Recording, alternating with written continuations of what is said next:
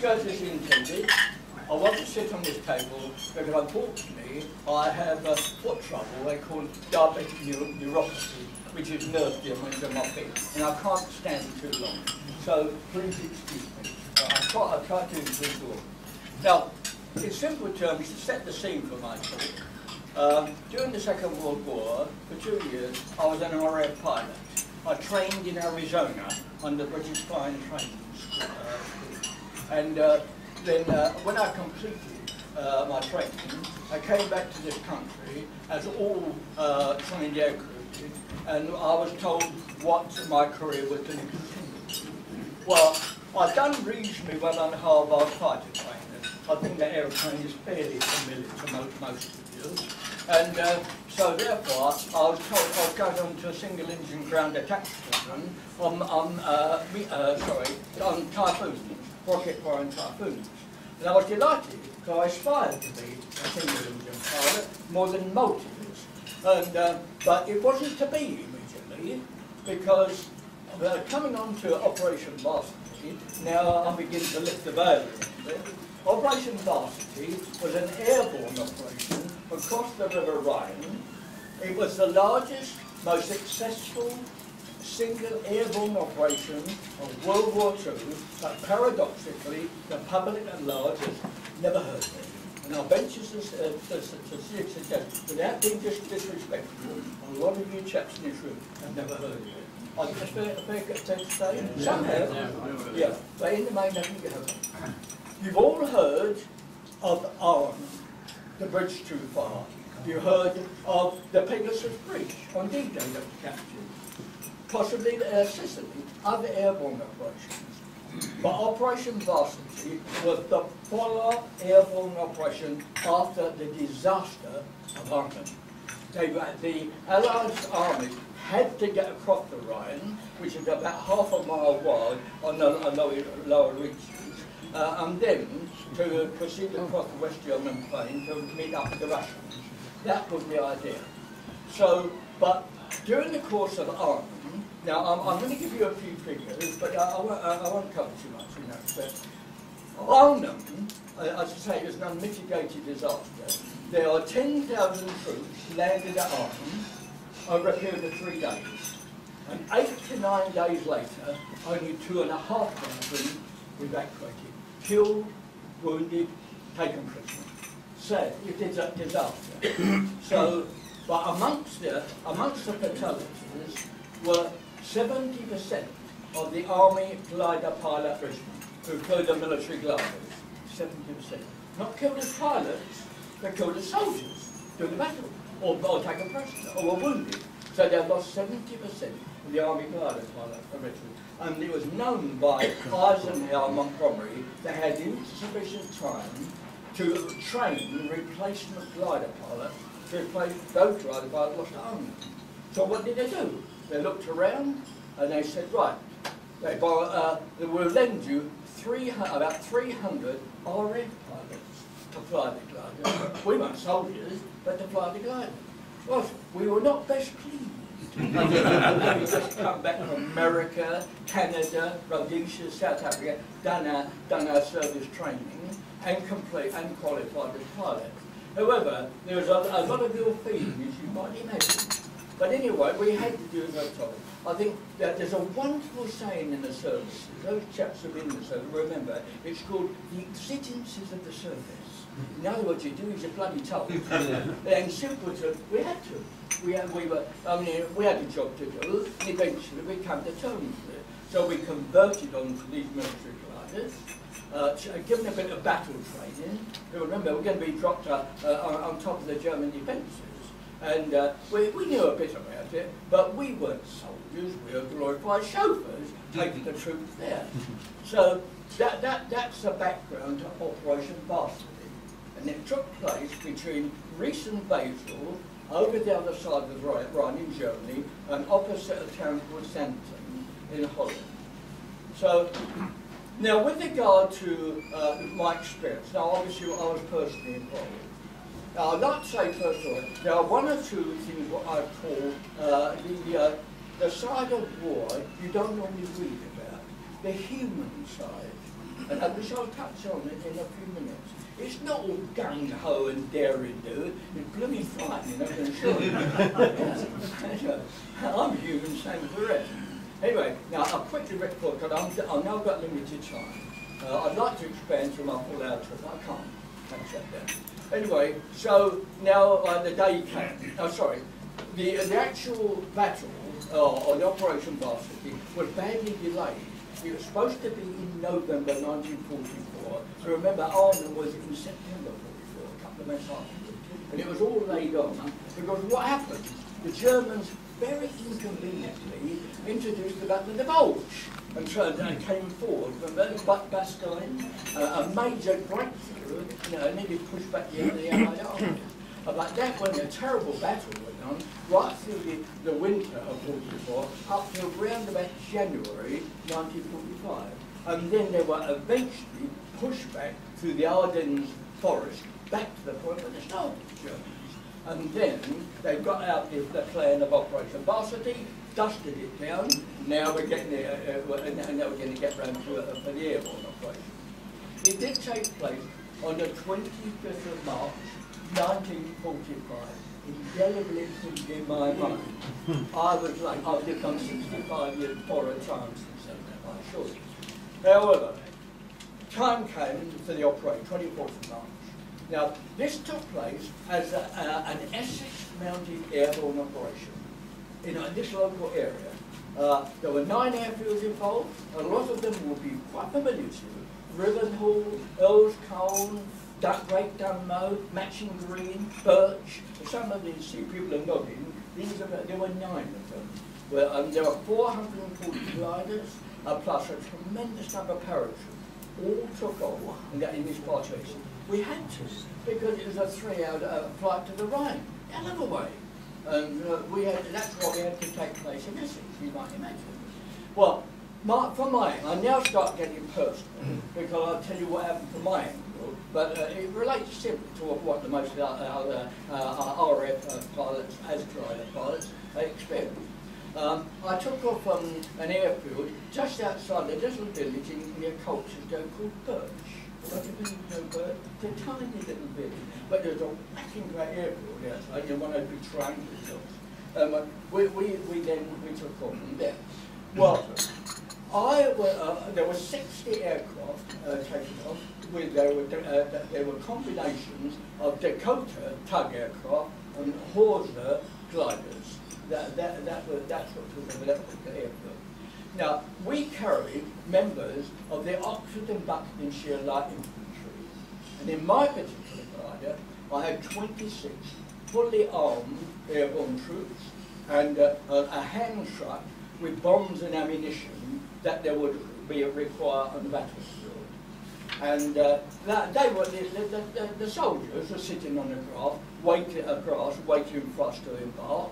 And a couple of the airborne troops said to me, and my co-pilot, Peter Denver, said, look, when we get to our target, which was the railway station of the village of Hemingtown. Try to remember that, because we're going to come back to it. The village of Hemingtown, that's where the target was.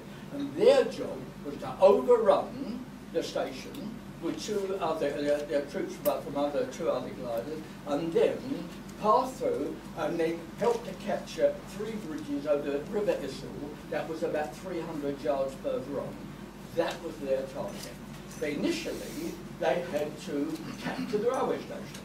So a couple of them said to me, look, and they're rather rough diamonds, some of them were, said, look mate, they said, when we get to Hemingtown station, can you land as close to it as possible, because we don't want to be exposed, running across the field under German gunfire, if we can get as close to it as possible. I said, well, okay, and I'm very busy, and I said, okay, take it back my mind.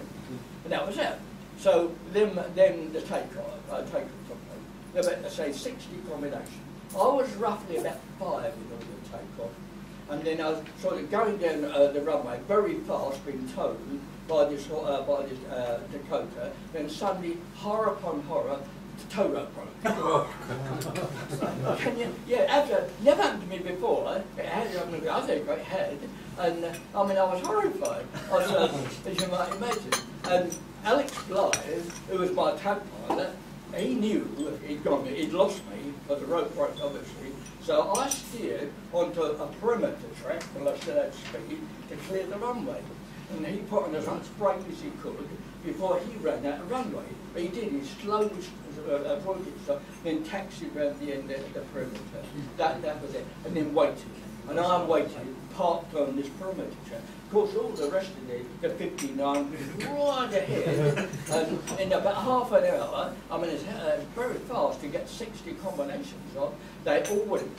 And then we were connected up with a brand new tow rope. There's no mess about this time, because they did reuse tow ropes actually, yeah. But then we took off. And then we got to about 2,500 feet, and he was able to communicate with me because down the tow rope there was a wire, an intercom. He could talk to me, I could talk to him. He was a squadron leader, I was a humble sergeant pilot, you know, but it was Stan and Alex before when we, you know, he was a very thoroughly nice man, very understanding. Anyway, we got about 2,500 feet. He said, look Stan, he said, I cannot get you back into the stream when you were originally with the other gliders. We were going to capture the railway station. But what I'll do, I'll try to get you as near as possible when we get to the Rhine. So he said, is that all right by you? Well, I thought, I'm at the end of a bloody road. Wherever he goes, I'm going to follow him. He was very much a gentleman. Anyway, so he said, right, I'll get my navigator to work out a dogleg course, and we'll try to get you the Rhine, roughly the time we would have reached it. Anyway, we went across the continent in splendid isolation for about 3 hours, not seeing another aircraft. I mean, the German fighters are still about, they could have shot us out the sky, no problem at all, but that was on our side. So, we're now going across the continent. About 3 hours later, suddenly, on the horizon was this armada of aircraft, horizon to horizon. It was an incredible sight. So we got slowly closer, closer and closer, and then we merged into the stream, and to my amazement, seeing the registration numbers of a couple of tug aircraft, we were no more than about 6 aircraft away from the British Star was original. And I thought that was remarkable navigation, the timing and calculation. And when I passed the word back to the 26 troops, in fact they were well pleased, you might imagine, because they were going down with their mates. If they'd gone down in isolation, they could have been picked off, no problem at all. Anyway, so we're now going towards the Rhine, all settled down in our position. As we come up to the Rhine, again, horror upon horror, the whole area was covered in gun smoke and artificially created, and from the guns we were firing across the Rhine. Couldn't see the ground at all. 2,500 feet up, and this was high. So we get to the Rhine, and Alex Blythe said to me, Stan, he said, we're going across the Rhine now. I said, thanks, Alex, I can't see anything outside. So we then went across. I got about 7 miles up the other side. He said, right, Stan, he said, we're over the landing zone, it's up to you. So up to me, I had a lever to release, so I pulled the lever, let him go, he went away with the tow rope, and then I started going down. Then the anti-aircraft fire was coming in thick and fast, it really was. Some of the gliders were going down in flames, some were breaking up in mid-air, and some were terribly damaged, and tug aircraft, it was quite brutal, and not exaggerating, bad. But anyway, gradually we kept going lower and lower. Still, I was technically in cloud, but it was smoke. Anyway, I got down to about 1,200 feet, and Peter Geddes said to me he could slowly see German farmhouses and houses and that, things moving, and he said, I can see the Autobahn, there's an Autobahn, like there's a picture here, picture, it shows you an Autobahn is there. That's a pre-fire photograph. He said, I can see the Autobahn, and then slowly but surely, I could see the railway line, a lower row of trees, the Hammingtown railway station, and then it continued going up. But obviously, the anti-aircraft fella was really getting thicker, coming thick and fast. Well, I got down, I reckon, probably about 1,100 feet, and there was a tremendous crash, and I had about 4 feet of the starboard wing and aileron shot off.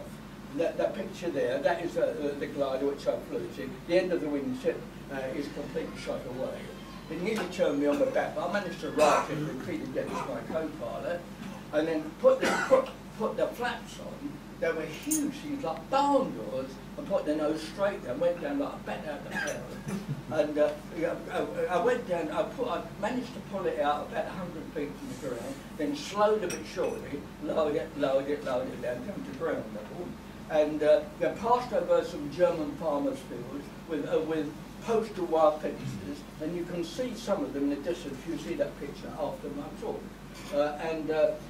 Then I then converged on the railway station, and then dropped it down on the ground, and as they came towards the station, so I then slewed sideways, used the brakes, and then slid towards the fence and stopped.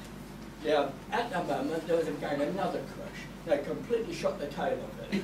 Luckily, I was on the ground at the time. Otherwise, it would have been a disaster if I was still airborne. They completely shot it away. And then there's a little postal wire fence that's a ditch by the railway station.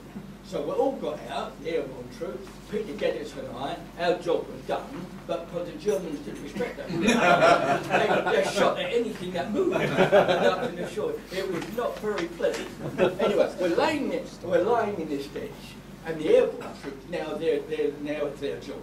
And they were orientating themselves with the officer and the sergeant as to what they're going to do next with regard to overrun the station. And a chap, one of the airborne troops, one of these rough diamonds, turned to me and said, "When we left the airport, mate," he said, "we asked you to get as near as possible to the railway station. But he said, if you'd been any closer, you'd been in the effing booking office." So I said, well, that was a compliment. Sorry, mate, but this is the fact of life. This is what happened, I'm sure. Anyway, so I laughed. I said, well, that's compliments to the RAF. Made a little laugh in the seriousness of the war. And then they began to sort of assemble again, and then across the field, running towards us, was a figure in a brown leather jacket, hands up, terrified. I have never seen a man so frightened in my life. He was absolutely white. He came towards us, he thought we were the German troops. And anyway, as he got nearer, we called out to him, he realised we were British troops, and he said, "Oh, thank God for that," with an American accent. It transpired there was an American newspaper reporter who just bailed out a C-46 transport aircraft that was on fire, and he had to get out by parachute. And all he had with him was a notepaper and a pencil. At all. Because he realised, and probably really well, that under the Geneva Convention, the Germans were entitled to shot him on the spot, but he was a civilian in the battle area. But luckily for him, he joined up, and he stayed with the troops for some while. Anyway, and then about when they moved on to the railway station, and then there's a road leading from there into Hemmingkeln, and a load of German troops with a light tank came along, and a real battle took place, a firefight between my troops, I say my troops, and theirs.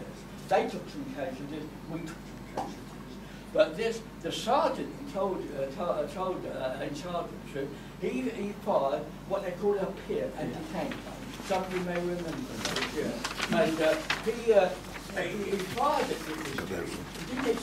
He landed right beside it with a tremendous crash. And he could frighten the life out of the Germans. They swung round, they lost interest, and shot back up the road with the rest of the German troops. So that was that. Then my people then started overrunning the station with other colleagues further up the line. And at that stage, I had to leave. Peter Geddes, we had to leave the troops. Because our job, once the battle had died down, was to go to a rendezvous point. We weren't regarded as fighting troops. We were and indeed, very expensive to train. So it might interest you to know, an RAF pilot during the Second World War cost £10,000 to train. Not much these days, but it's a fortune, you may imagine, in those days. And they didn't want to lose too many pilots, as troops. So we then moved up the railway station, Peter Geddes and I, about a quarter of a mile up the railway line.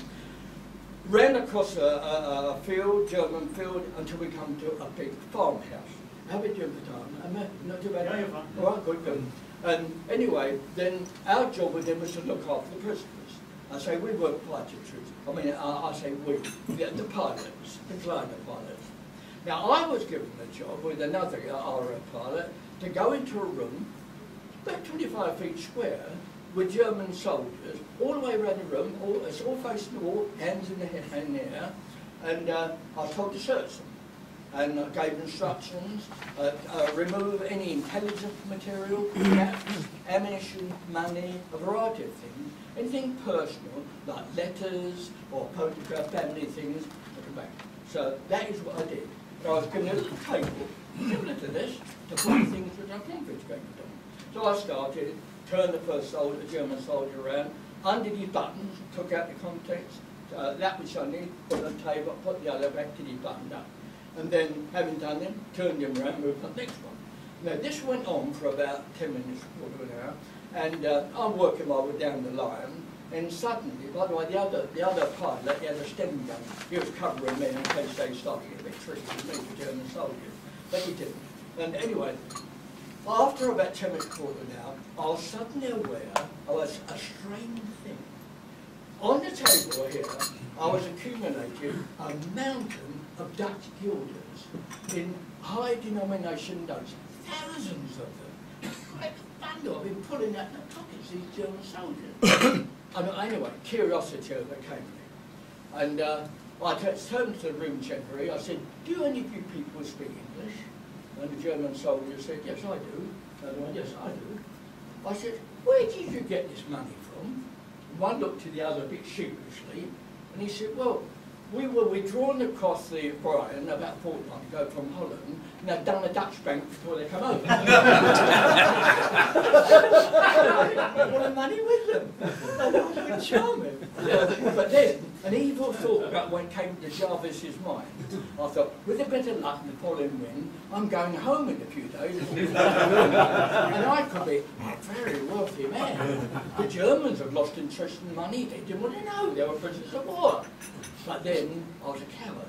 I thought, blow this. If there's armament and they overrun us again, they find me with all this money, I go against the wall, no problem at all. So I did. But I've always thought to this day, I wonder which squaddies in the British Army shared it out amongst themselves after we'd all gone. The spoils of war. So that was that one. Then I'm now carrying on searching this truth. After about another 10 minutes, I come across a young German soldier. Now, I was just 20 myself at the time, about 7 weeks after the 20th birthday. And he was about my age, but a little bit younger.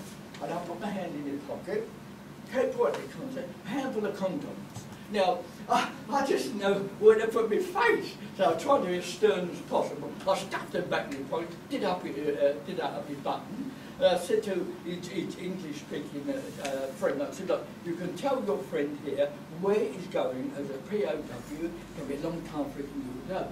We explained all this in German, and the German shouted, roaring laughter. All the Germans, I thought it was hilarious when they explained in German. Well, it wasn't that funny, but you realise it was euphoria.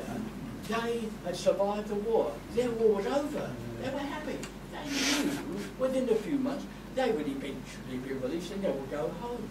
So they thought it was quite funny. But well, I better suppose that they had a certain amount of humour about it. And then we moved on. After that, we had to then escort the German troops. They're mostly soldiers from anti-aircraft batteries. They've been overrun and all been collected together. There's a picture here of us through the village of Hemmingtown. That's the village of Hemmingtown, and there's a picture there of Jarvis, left-handed with a pistol in his hand, but rather a young Jarvis compared to me, I'm afraid. Yeah. But anyway, you can see these Imperial War Museum photographs related to Operation Varsity. One other little bit of interest, there's a guy here, his name's Harry Clark, lives on Hanging Hill Lane in Brentwood. He was one of the airborne troops that took over. I did meet up with 3 after the war, who did survive the operation, but he sadly, during the evening of the landing, he was caught by a burst of German machine gun bullets and his right arm was shattered. That's why he's shaking hands with my left hand. Quite poignant, isn't it? Yeah. And I went to his funeral about a year ago, by the way. Because I live in Villa, he lives in Brentford, yeah. Anyway, those are some pictures there. They were abandoned by German soldiers. Now, I haven't, when this was over, again, how much longer I've got roughly? Okay, fine, no, keep going. Now, we've now got an airborne area fully secured by the troops. But now, with regard to numbers, now I think I should indicate the components. I mentioned there were 10,000 troops landed at Arnhem over 3 days. Operation Varsity, 21,000 troops. How long? Hour and a half. Hard to imagine. Hour and a half. Dropped. It was the 6th Airborne Division and the 17th American Airborne Division. Total 21,000 troops landed. Now, with regard to casualties, very severe, because it was brutal. There's no way to describe it at landing. Speaking of the glider pilots alone, just the glider pilots, we lost 101 pilots killed in an hour and a half. Can you imagine casualties of that nature being accepted by the public these days? No way, no way. We lost 101 glider pilots and over 100 injured, some previously. But with regard to poor airborne and the paras, they lost 1,900 killed in less than 2 hours. But it had desired effect. It swamped the German troops. They had 800 anti-aircraft guns waiting for us. They literally were swamped. And they gave up rapidly, very, very rapidly. Within 5 hours, the whole of the operation was completely been overrun. But a little bit of light relief, I'll tell you about the human side of war, which I mentioned, a little bit of light relief. While I was talking to some of these German troops, and the number that spoke English, I was amazed about. But one fellow standing beside me, he said to me, "You were late, weren't you?" Oh, cheeky bugger. What do you mean? He said, "Oh, you were late." "Oh, we were late." He said, "We expected you at 10 o'clock, and you arrived at 10 past. So much for security. He knew we were coming, only too well he knew we were coming, yeah. But anyway, so that's it, the brutality and the sad side of it. But then after that, we had to hold the perimeter for another 2 days, before the Second Army came across the line and met up with us, and then joined up, and then gradually overtook us. And relieved us. Now, when I talk about us, I mean the glider pilots. And the following day, about the 3rd day, we were then evacuated back across the Rhine by lorry. Went back to a place called Xanten, a German, Dutch town, Helmond, back to Eindhoven, the main airport. And there, we were due to be flown back to our own bases near Danupne. You know Wootton Bassett we'll talk about these days? Yeah, about 2 or 3 miles from Wootton Bassett, yeah. And well, that was, we were going to be brought back there. So we were then taken line of them, and then willy-nilly put in Dakota aircraft, no particular order, and we're in a pretty grubby condition over here, bearded, dirty, unkempt, you might imagine. But all the glider pilots, all pilots. Anyway, we're all sitting there, and one of the crew came down. This is an incredible coincidence. One of the crew came down and said, "Does anyone know what happened to Stan Jarvis and Peter Dennis?" And one of the pilots said, "Well," he said, "I don't know." But he said, "All I can ask you, but ask himself, because he's sitting down there." So he goes down there, comes down the fuselage, said to me, "You Stan Jarvis?" I said, "Yes." It's Aldrin. He goes back to the room, back to the cockpit, tells the pilot, who was Alex Blythe, this was the very aircraft that took me across the Rhine. He and his crew came down, and the reception was brilliant. They said they never ever thought themselves alive again. Yeah, it was quite touching, really. Yeah. So now we then came back. We went back to Danupne, landed there, and this is, I think it's the final part. I'll condense it as much as I can. But anyway, you've got the main interest of it. The final part, which I think was, in its way, quite hilarious. We landed at Danupne, we got put on 3-ton Bedford trucks, and I say we, the glider pilots, wasn't only RAF, there was a lot of Army glider pilots as well. Yeah, we were in the same units together. And we were on these 3-ton Bedford trucks, and suddenly what should happen? The customs arrived with clipboards, anything declared. Coming from the but come from a battlefield, so filthy, disreputable conditions. Well, a couple of the army glider pilots, they'd had enough of this. So they banged the magazine on the rifle, jumped down, went up to the customs officer and told them to go away, or words to that effect. They got the message. They went, and they never did come back. So we then came back, we went on to down Amity to our units. And there, those of us survived were sent on a fortnight survival leave, and the RAF pilots who survived, about a fortnight after we came back, were then sent back to the RAF to carry on with our training. Gentlemen, I think that is almost round about the time we're going. Is that okay? Yeah.